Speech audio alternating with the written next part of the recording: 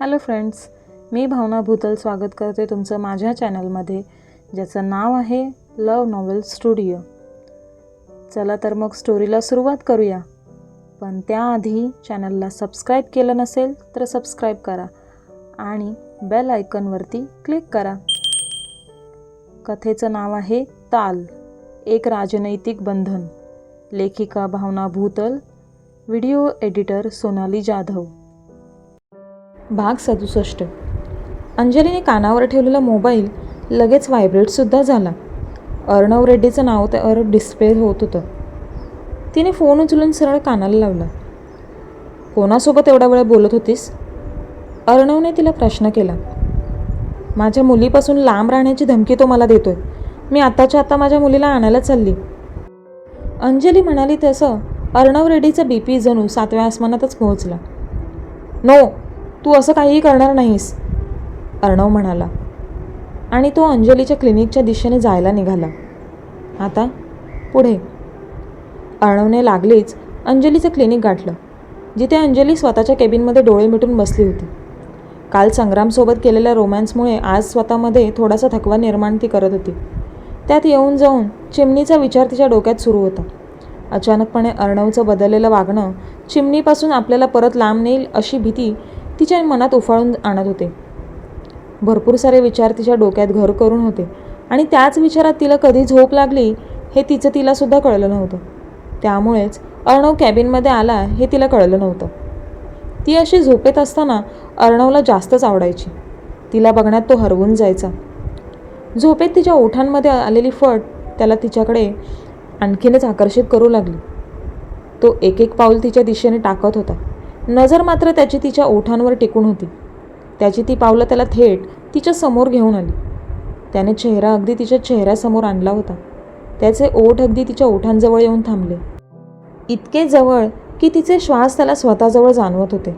तो तिच्या ओठांवर ओठ टेकवत तिला किस करायला जाणार तोच त्याचा फोन रिंग झाला. अचानकपणे झालेल्या आवाजाने अंजलीने दचकून डोळे उघडले.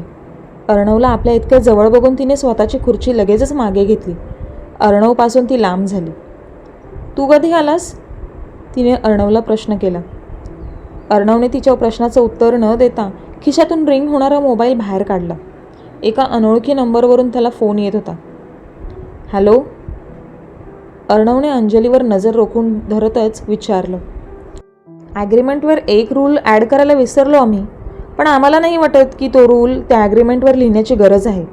आमच्या बायकोच्या ओठांपासून 4 पाऊल लांब राहायचं. पुन्हा तिच्या इतक्या जवळ जरी तू आम्हाला दिसलास ना, तर तुझ्या त्या ओठांना आम्ही तुझ्यापासून वेगळं करू.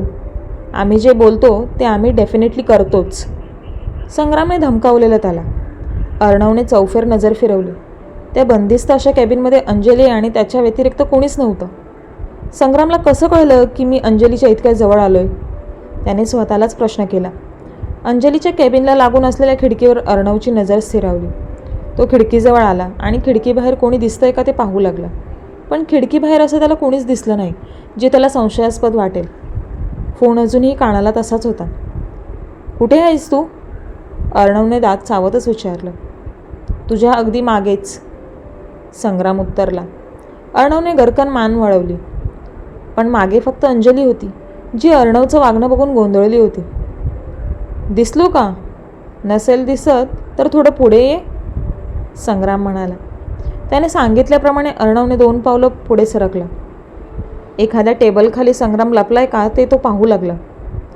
CID घरात घुसल्यावर जसं संशयी नजरेने बघतात तसा तो त्या खोलीत बघू लागला. अंजली ज्या चेअरवर बसली त्या चेअरकडे तो बघू लागला.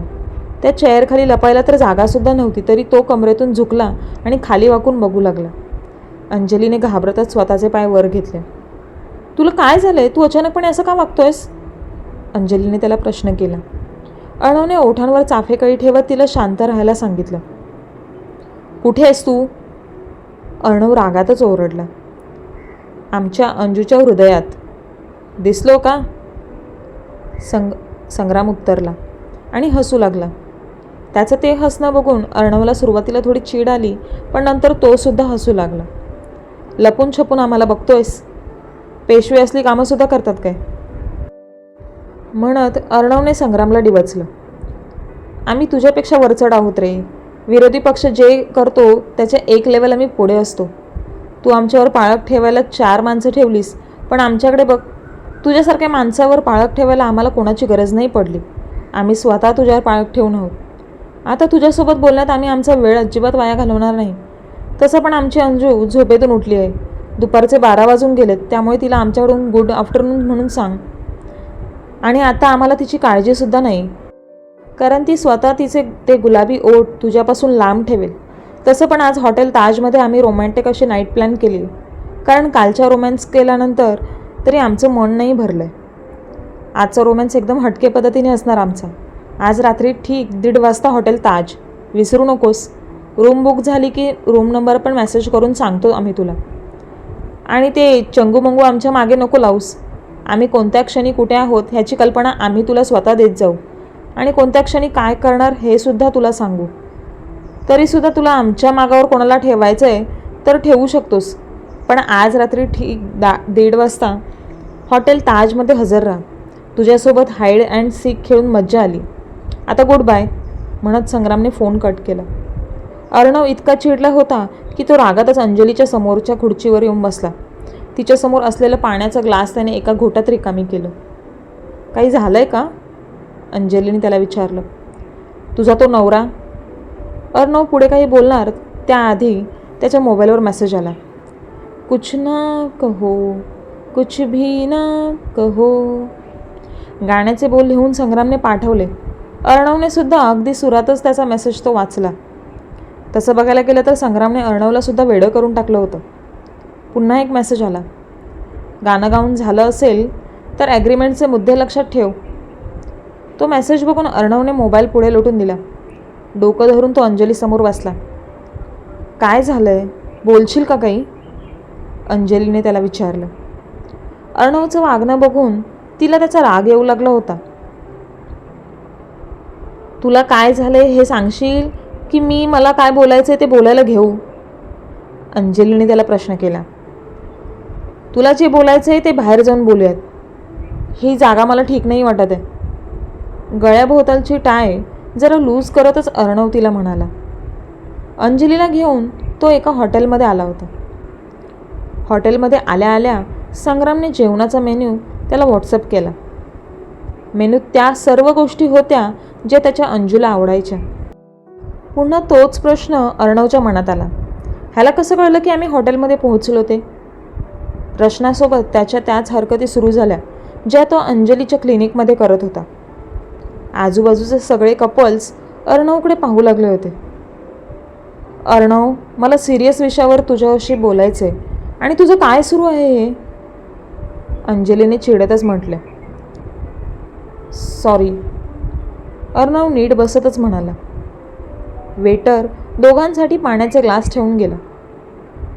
तू काय खाणार ते ऑर्डर कर म्हणत अर्णवने मेन्यू कार्ड तिच्या पुढ्यात ठेवलं.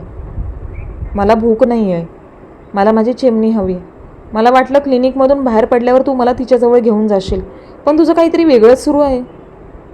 अंजलीच्या बोलण्यात राग होता. छकुलीपासून लांब राहून तिला किती त्रास आहे हे तिच्या डोळ्यातून येणारं पाणी सांगत होतं. अर्णवने अंजलीच्या हातावर हात ठेवत तिला शांत करण्याचा प्रयत्न केला, पण अंजलीने त्याच्या हातातून स्वतःचा हात काढून घेतला आणि स्वतःच्या डोळ्यांवरून हात फिरवला. आज दिवसभर तिचं फक्त रडण्याचं काम सुरू होतं. चिमणीला तू थोडे दिवस नाही भेटली तर नाही चालणार का? अर्णवने तिला शांतपणेच विचारलं. अर्णवने असं काही म्हणताच अंजली त्याच्याकडे बघतच राहिली. अर्णवला आपल्या मुलीपासून खरंच प्रॉब्लेम होऊ शकतो ह्याची जाणीव तिला झाली. संग्राम सकाळी जे काही बोलला होता ते खरं होतं ह्याची सुद्धा तिला जाणीव होत चालली होती. तुला मी हवी पण माझी मुलगी नको आहे असं तुझं काही आहे का? अंजलीने स्पष्टपणेच अर्णवला विचारलं. अगं तू समजतेस असं काही नाही आहे, पण सध्या तरी आपण चिमणीचा विचार नको करायला आणि तू तिला भेटायला नको जात जाऊस प्लीज. मी हे सगळं का आणि कशासाठी बोलतोय हे तुला नंतर सांगेल. आता मला काहीच विचारू नकोस. मी जे काही बोलतोय ते आपल्या दोघांच्याही चांगल्यासाठीच बोलतोय. फक्त हाच विचार तू कर प्लीज, अर्णव तिला म्हणाला.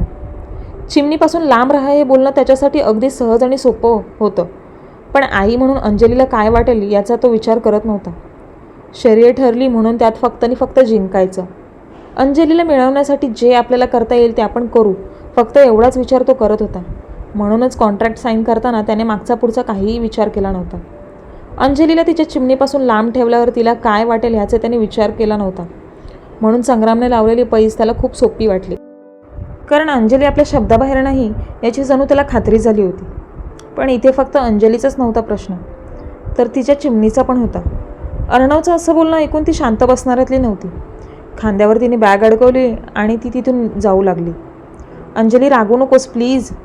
अर्णवने तिचा हात पकडतच तिला समजावण्याचा प्रयत्न केला. अर्णव, माझं डोकं खरंच खूप दुखतंय, मला घरी जाऊ दे प्लीज. अंजली रागातच म्हणाली. जेवण करून जा, मी तुला घरी सोडतो. अर्णव जबरदस्ती करतच तिला म्हणाला. मला भूक नाही आहे, का कळत नाही आहे तुला? अंजली मोठ्यानेच ओरडली. तसं रेस्टॉरंटमधले इतर कपल त्या दोघांकडे पाहू लागले होते. अर्णवने अंजलीचा धरलेला हात सोडला. तो सुद्धा उठून उभा राहिला आणि तिच्यासोबतच रेस्टॉरंट बाहेर पडला. अंजली रिक्षाला हात दाखवत थांबवण्याचं काम करत होती. ते बघून अर्णवने तिचा हात पकडला आणि तिला जबरदस्ती स्वतःच्या कारमध्ये बसवलं. घर येईपर्यंत अर्णवचं अंजलीला समजावण्याचंच काम सुरू होतं. पण अंजली त्याचं काहीही ऐकून घेण्याच्या मनस्थितीत नव्हती. त्यामुळे अर्णवने देखील तिला समजावण्याचा प्रयत्न करणं सोडून दिलं. अंजलीचं घर आलं तसं ती उतरली. सध्या तू चिमणीला अजिबात भेटायचं नाहीस आणि पुढील 3 दिवस तू घराबाहेरसुद्धा अजिबात पडणार नाहीस. हा तुझा मोबाईलसुद्धा माझ्याकडेच राहील. मला तुझी आठवण आली तर मी तुझ्या घरातील लँडलाईनवर कॉल करत जाईल. प्लीज उचलत जा आणि परत एकदा सांगतो की मी हे फक्त आणि फक्त तुझ्यासाठी करतोय. काळजी घे. एवढं त्याचं बोलून होताच त्याची कार तिथून निघून गेली. अंजलीला काय बोलायचं आहे, तिचं काय मत आहे हे जाणून घेण्याचा प्रयत्नसुद्धा त्याने केला नाही. अंजली खूप वेळ दूर जाणारी अर्णवची कार बघतच राहिली. ती घरी आली तसं तिच्या वडिलांनी संशयित नजर तिच्यावर टाकली. हो, मी समजावतो तिला. नाही जाणार ती कुठे, मी आहे ना तिच्याकडे लक्ष द्यायला. तिचे वडील फोनवरच कोणासोबत तरी बोलत होते. त्यांच्या बोलण्यावरून तो फोन अर्णवचाच असेल याची खात्री अंजलीला झाली. रागातच ती स्वतःच्या खोलीत गेली आणि धाड करून खोलीचा दरवाजा आपटला. नियती आपल्यासोबत खूप वाईट खेळ खेळते असं तिला वाटत होतं. आपली चिमणी आपल्याला आवाज देते असं काहीसं तिच्या कानांना भासत होतं. दोन्ही हाताने तिने स्वतःचे कान घट्टपणे बंद केले. एकटीच त्या बंद खोलीत ती रडू लागली होती. रात्री 9च्या दरम्यान संग्रामने दरवाजा ठोठावला. नेहमीप्रमाणे राजने दरवाजा उघडला. आज राजचा अवतार मात्र काहीतरी वेगळा होता. गळ्याभोवती टॉवेल गुंडाळलं होतं आणि त्याच्यासोबत गळ्यात छकुलीच्या मोत्यांचे माळ त्याने घातली होती. हातात रुमाल वगैरे बांधून नजरेत एक राग आणतच तो संग्रामकडे बघत होता. संग्रामने राजच्या हातातील लाटण्यावर नजर टाकली आणि तो आत डोकावून पाहिलं तर आद्या त्याला दिसली. इशारातच त्याने राजला काय झालं म्हणून आद्याला विचारलं. आद्याने संग्रामला टीव्हीकडे बघ असे इशारातच म्हटले. टीव्हीवर बाहुबली पिक्चर लागलेला आणि तोच बाहुबली राजच्या अंगात सवार झाला होता. राजने उभ्या जागी चक्कर घेतली आणि हातातील लाटणं हवेत फिरवलं. ते बघून संग्राम 2 पावलं मागे सरकला. टीव्हीवर अमरेंद्र बाहुबलीने सुद्धा तसंच काहीसं केलं होतं आणि पुढे डायलॉग म्हणाला जो राज संग्रामला बोलून दाखवत होता. औरत पर हाथ डालने वाले की उंगलियां नहीं काटते है उसका गला. मोठमोठ्याने श्वास घेतच राज संग्रामकडे बघत होता. नजरेत तसाच राग होता जसा अमरेंद्र बाहुबलीचा होता. ग्रेट. संग्राम त्याच्यासाठी टाळ्या वाजवल्या. तसं राज ॲक्टिंगमधून बाहेर आला. संग्रामचा हात पकडत त्याला आत घेऊन तो आला. बाहुबली लागलाय, लवकर आत या. संग्रामला आत घेत त्याने पुन्हा दरवाजा लावून घेतला आणि टीव्हीसमोर जाऊन उभा राहिला. संग्राम अजूनही भ्रमातच होता. राजचं नवीन रूप बघून खरंच हैराण झाला होता तो. अमलेंदला बाहुबली बनलाय तो, चिमणी म्हणाली. संग्रामने तिला मांडीवर घेतलं आणि राजची चालू असलेले नखरे तो बघू लागला. राज मात्र टीव्हीत पार घुसला होता. त्याच्या आवडीचा पिक्चर जो लागला होता म्हणून टीव्ही लावून देत नाही मी त्याला, असं कॅरेक्टरमध्ये घुसतो तो. बाहुबलीचे तर सगळे डायलॉग पाठ आहेत त्याला. आद्या संग्रामच्या हातात पाण्याचा ग्लास सोपवतच म्हणाली. चांगलं आहे की मग, आईसाहेब म्हणाल्या. शाळेत जाऊन सुद्धा मग डायलॉगबाजी करतो. टीचर फोन करून बोलावून घेते मग, आद्या म्हणाली. पण आद्याच्या बोलण्याकडे लक्ष कोणाचंच नव्हतं. घरातील सगळी मंडळी राजला बघण्यात हरवून गेली होती. आई मला जेवण भरव. राज संग्रामच्या बाजूला जागा करून बसतच म्हणाला. हाताने जेव, नाहीतर मी TV बंद करते. आद्या म्हणाली. हाताने जेवलो मग माझी तलवार कोण पकडणार? हातातील लाटणं बघतच राज म्हणाला. भरवायचं. राज हट्ट करतच म्हणाला. मी भरवणार वगैरे नाही हं. आद्या म्हणाली. मोठे पप्पा भरवतील ना. राज संग्रामला मस्का पॉलिश करतच म्हणाला. संग्रामने पण डोळे मोठे करतच त्याच्याकडे पाहिलं. भरवाल ना? त्याने केविलवाण्या स्वरातच त्याला विचारलं. पप्पा मला भलवणार, छकुली म्हणाली. समय हर कायर को शूरवीर बनने का मौका देता है. आज साबित कर दो अपने आप को.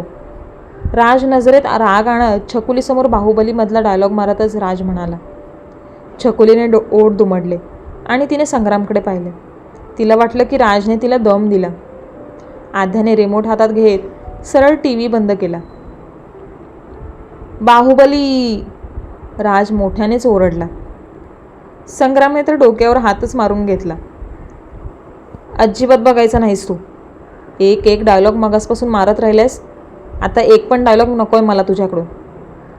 आद्या राजला दम देतच त्याला म्हणाली. आम्हाला मजा येते पण.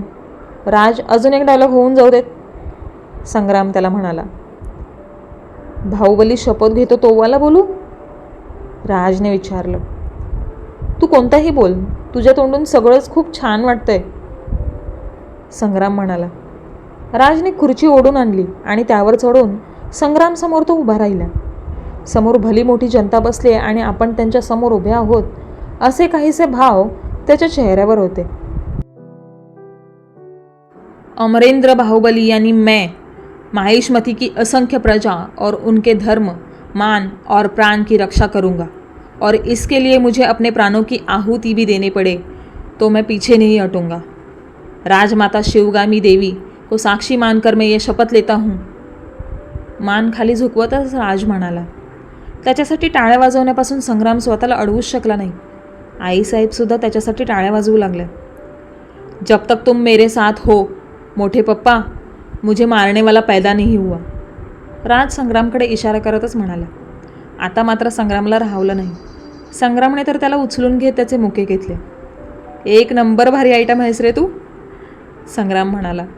तसं राज थोडंसं लाजून दाखवू लागला. आईकडून रिमोट घेऊन TV लावून द्या ना. हळूच संग्रामच्या कानात तो म्हणाला. ह्या आमच्या बाहुबलीला TV लावून द्या. संग्राम आध्याला म्हणाला. अहो तू जेवणार नाही मग नीट.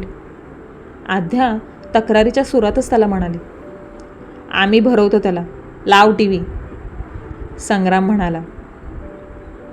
थँक्यू वन म्हणत राजने संग्रामच्या उजव्या गालावर ओठ टेकवले. थँक्यू टू म्हणत राजने त्याच्या डाव्या गालावर ओठ टेकवले. थँक्यू 3 फॉर अँड मोर म्हणत त्याने त्याच्या कपाळावर ओठ टेकवले. एवढं प्रेम राजकडून मिळाल्यावर संग्राम खरं तर स्तब्ध झाला. राज त्याच्या अंगावरून घसरत खाली उतरला, पण तो कधी खाली उतरला हेच त्याला कळलं नाही. समय हर कायर को शूरवीर बनने का मौका देता है. आज साबित कर दो अपने आप को. राजने नवीन डायलॉग म्हटला तसं संग्राम त्याला लागलेल्या तंद्रीतून बाहेर आला. जेवताना फक्त राजचे डायलॉग ऐकण्याचं काम सगळे करत होते. राज इतका TVत हरवून गेला होता की संग्रामच्या हातून नेहमीपेक्षा तो थोडं जास्तच जेवला. पोट भरलं तसं त्याला टेकूनच तो बसला. अधूनमधून डायलॉग पुटपुटणं त्याचं सुरू होतं. मारामारी सुरू असताना सोफ्यावरच उड्या मारण्याचं काम तो करत होता. जवळपास 11च्या दरम्यान तो पिक्चर संपला तसं राज शांत झाला. आध्याने सगळ्यांसाठी अंथरुणं घातली होती. संग्राम त्याच्या चिमणीसोबत खेळत होता. तसा हा सुद्धा त्याच्या चादरीत शिरला. डायलॉग बोलून तो जास्तच दमला होता. संग्रामच्या पोटावर चढून त्याच्या छातीवर डोकं टेकून तो शांतपणे पडून राहिला. डॅडी लवकर येणार, राज स्वतःशीच पुटपुटला. नाही बोलायला गेलं तरी सम्राटला खूप मिस करत होता तो, पण संग्राममधून तो त्याची सगळी कमी पूर्ण करून घेत होता. संग्रामने प्रेमाने त्याच्या केसांवरून हात फिरवला तसं तो झोपूनसुद्धा गेला. त्याच्या डाव्या कुशीत त्याची चिमणीसुद्धा झोपली होती. फक्त तुझी कमी आहे अंजू. संग्राम स्वतःशीच पुटपुटला. घरातील सगळी मंडळी गाढ झोपली आहेत हे बघून कालच्याप्रमाणेच तो घराबाहेर पडला. संग्रामने ताज हॉटेलबद्दल सांगितल्यामुळे अर्णव रेड्डी स्वतःला ताज हॉटेलमध्ये एक रूम घेऊन राहत होता. रूमसुद्धा त्याने अशा पद्धतीने निवडली होती की मुख्य प्रवेशद्वारातून येणारी प्रत्येक व्यक्ती त्याला दिसेल. हातात दुर्बीण घेऊन प्रत्येक व्यक्तीवरून नजर फिरवण्याचं काम त्याचं सुरू होतं. अंजलीच्या घरी तर 10 वेळा फोन करून ती घरीच आहे ना ह्याची खात्री करून त्याची झाली होती. अर्णवचा मोबाईल रिंग झाला. संग्रामचा कॉल त्याला येत होता. आम्ही ताजमध्ये येण्याआधी सुद्धा ते रूम बुक केलीस? तुला आम्ही बोललो ना की आमची रूम बुक झाली तर आम्ही तुला रूम नंबर पाठवू. आम्ही तर रूम नंबर तुला पाठवलाच नाही तरी तुला किती घाई. आम्ही तुला हे सांगायला फोन केला आहे की आम्ही आमचा प्लॅन कॅन्सल करतोय. Good night. संग्रामने त्याला चिडवतच फोन कट केला. त्यांचं ते बोलणं ऐकून अर्णवला आधी तर राग आला पण तो मिश्किलपणे हसला. इथे अंजली कालची रात्र आठवून वारंवार स्वतःची कूस बदलत होती. संग्रामचा तो स्पर्श, त्याचं ते प्रेम अजूनही अनुभवतंय असं तिला वाटत होतं. आज अर्णवचं वागणं बघून तिला संग्रामच्या मिठीत शिरावंसं वाटत होतं. कधीही कोणत्याच गोष्टीसाठी त्याने तिला अडवलं नव्हतं आणि हे असं सिक्युरिटी वगैरे तर नाहीच नाही. जुन्या क्षणात ती शिरली जिथे संग्राम तिच्यासाठी तिच्या आवडीचा मसाला डोसा बनवण्याचा प्रयत्न करायला आणि ती त्याच्या गळ्याभोवती पकडत त्याच्या पाठीवर लटकून त्याच्या कानाची पाकळी चावून त्याला त्रास द्यायची. मस्तीचंच डोस्याचं पीठ तो तिच्या गालावर फासायचा. तसं ती स्वतःचा गाल त्याच्या गालावर घासायची जेणेकरून त्याने लावलेलं ते पीठ त्याच्याच गालावर लागेल. तिला पाठीवरच संग्राम तिला किचनच्या कठड्यावर बसवत तिच्यासाठी बनवलेला डोसा स्वतःच्या हाताने तिला भरवायचा. वेड्यासारखं प्रेम करायचा तो तिच्यावर आणि तो ते अजूनही करतो ह्याची सुद्धा जाणीव तिला होती. त्याच्या ठराविक चुकांकडे दुर्लक्ष केलं तर त्याने फक्त तिच्यावर भरभरून प्रेमच केलं होतं. आणि अचानकपणे तिला तो प्रसंग आठवला ज्याने त्या तिघांची ताटातूट केली. तिघांची म्हणजे संग्राम, अंजली आणि त्यांची चिमणी. हॉस्पिटलमध्ये तिने केलेला आक्रोश तिला आठवत होता. माझी चिमणी, सॅगी, कुठे माझी चिमणी? मला माझी चिमणी हवी आहे. संग्रामची कॉलर धरत ती तिची चिमणी त्याच्याजवळ मागत होती. एखाद्या अपराध्याप्रमाणे तो तिच्यासमोर मान खाली घालून उभा होता. कारण चिमणी कुठे गेली आहे, चिमणीला कोणी पळवलं ह्याचं उत्तरसुद्धा त्याच्याकडे नव्हतं. त्या क्षणी त्याच्या चिमणीसाठी संपूर्ण शहर त्याने पालतं घातलं होतं. भरपूर साऱ्या माणसांना तिला शोधण्यासाठी कामाला लावलं होतं ह्याची जाणीवसुद्धा त्याला होती. पण चिमणी आपल्या नजरेआड झाली हा आरोप तिने त्याच्यावर करून त्याला स्वतःपासून लांब केलं होतं. त्या क्षणी तिचे वडील होतेच दोघांमध्ये ताटातूट करून द्यायला आणि तिनेही त्या क्षणी फक्त त्यांचंच ऐकलं. संग्राम कोणतीही कल्पना न देता आपल्या वडिलांसोबत ती निघून गेली. तो मात्र एकटाच आपल्या मुलीला शोधत बसला होता. मुलगी तर दूर गेली त्याची, पण सोबत अंजलीने सुद्धा अर्ध्यावरच त्याची साथ सोडली होती. तो क्षण तिच्या डोळ्यात पाणी येऊन गेला. हुंदके देतच ती रडू लागली आणि मधूनच मम्मी चिमणीचा आवाज तिच्या कानी घुमत होता जो तिला वेड लावत होता. आज सकाळीच तिने मम्मी म्हणून तिला आवाज दिला होता. तेव्हापासूनच खूप अस्वस्थ झाली होती ती. तिची अस्वस्थता तिला शांतपणे झोपू देत नव्हती. ती बेडवर उठून बसली. ड्रॉवर उघडला आणि त्यातून एक गोळी तिने काढली. संग्रामपासून लांब झाल्यावर त्या पिवळ्या पॅकेटचं तिने स्वतःला सवय लावून घेतली होती. त्या पॉकेटमधून औषधाची एक गोळी घेतल्याशिवाय तिला झोप येत नव्हती. अर्णवने तिच्या आयुष्यात एंट्री घेतल्यानंतर त्या औषधांची तिला गरज नव्हती, पण आज पुन्हा त्याच औषधांची गरज तिला पडली होती. एक गोळी तिने तोंडात टाकत पाण्यासोबत गिळली. रिकामी ग्लास तिने टेबलवर ठेवलं. स्वतःची चादर नीट करत ती बेडवर आडवी होणार त्याआधीच संग्राम तिच्या समोर येऊन हजर राहिला.